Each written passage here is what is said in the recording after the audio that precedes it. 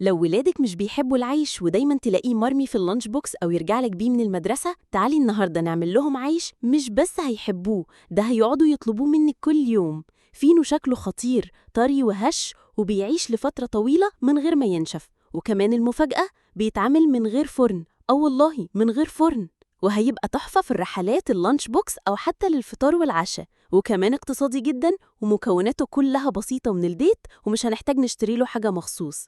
ويلا بينا نبدأ ونشوف السحر ده بيتعمل ازاي. أهلا بيكم، أنا ملك وده فيديو جديد، ولو أول مرة تشوفوني ياريت تشتركوا في القناة وتعملوا لايك للفيديو عشان دعمكم هو اللي بيشجعني أكمل. أول حاجة هنحتاج 300 جرام دقيق، يعني حوالي كوبايتين ونص، وهننخلهم الأول كويس علشان نضمن إن العجينة تبقى ناعمة من غير تكتلات. نحط عليهم رشة ملح صغيرة ونص معلقة صغيرة خميرة فورية، ونضيف عليهم معلقة صغيرة سكر ومعلقة صغيرة زيت، وبعدين هننزل بكوباية إلا ربع لبن دافي، وهنبدأ نعجن العجينة كويس جدا. ودي أهم خطوة، هنقعد نعجنها حوالي 10 دقايق لحد ما تبقى العجينة ناعمة وطرية ومفيش فيها أي تلزيق خالص ولا تلصق في الإيد. لما تلاقوها بقت مطاطة كده وسلسة، خلاص كده تمام. مش هنسيب العجينة تخمر دلوقتي، لأ، هنقطع على طول. أنا قسمتها 4 أجزاء، مش لازم يكونوا متساويين، على حسب الأشكال اللي هتعمليها. خليت الجزء الأكبر علشان الوردة وده لونته بينك، وجزء تاني للموزة وحتى صغيرة لورق الشجر، والجزء اللي فضل لونته برتقاني للبرتقانة. الألوان اللي استخدمتها ألوان غذائية صحية وآمنة، بس برضو منصحش نكتر منها. نبدأ بأكتر شكل لطيف، الوردة. هقطع العجينة البينك كرات صغيرة وافرد كل كورة على رشة دقيق بسيطة على شكل دايرة. خلي سمكها رفيع بس مش قوي علشان لسه هتخمر. هعمل 6 أو 7 دواير ورصهم جنب بعض شوية يدخلوا في بعض، وبعدين ألفهم رول. أول ما ألفهم أقطع الرول من النص، هيطلع لي شكلين وردتين جاهزين بمنتهى السهولة. بعد كده هاخد شوية من العجينة الخضراء وأعمل منها شكل ورقتين، أفردهم على شكل مستطيل رفيع بالطول وأحطهم تحت الوردة بشكل معاكس والزقهم فيها بشوية مية، وبكده الوردة تبقى جاهزة. نروح بقى للموزة. هاخد العجينة التانية وابرمها كده بشكل طولي واسحبها من تحت لتحت خالص بحيث الطرف يبقى أرفع.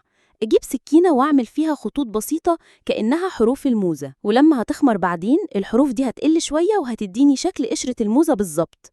لو عندك لون بني خفيه بمية واعملي بيه الرتوش اللي بتكون على قشر الموز، هتفرق في الشكل جدا.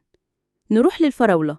أول حاجة هنعمل ورقتها. هاخد حتة صغيرة من العجينة الخضراء وافردها واشكلها ورقة صغيرة، بعدين اخد شوية من العجينة البينك واعملها على شكل مجسم كده شبه الفراولة، واحط عليها الورقة الخضراء من فوق، واخد بوس فرشة أو خلة سنان واعمل النغزات اللي بتكون على الفراولة من بره.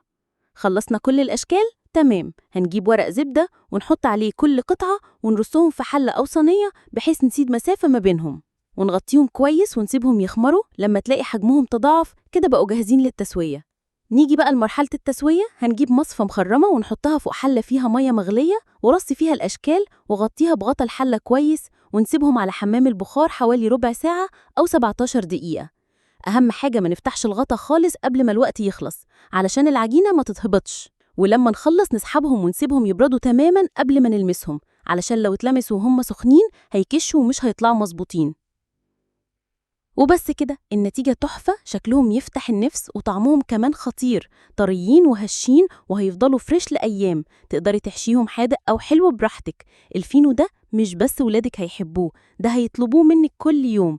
جربيه وبعتيلي صور تطبيقك، ولو عجبك الفيديو اعملي لايك واشتركي في القناة واستنيني في وصفة جديدة أحلى وأسهل.